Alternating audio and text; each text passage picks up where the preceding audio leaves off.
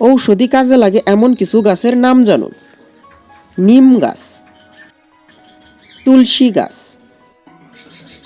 অশ্বগন্ধা গাছ, হলদি গাছ,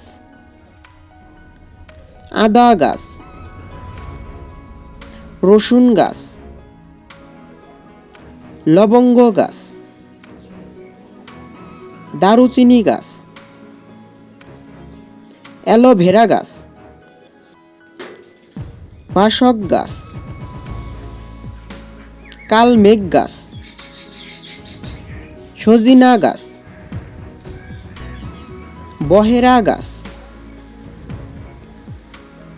আমলকি গাছ, হরিতকি গাছ, শতমূলী গাছ, বাবলা গাছ, ধনিয়া গাছ, অর্জুন গাছ, পুদিনা গাছ, লেবু গাছ, বেল গাছ, আমড়া গাছ, তেলাকুচা গাছ। ধন্যবাদ।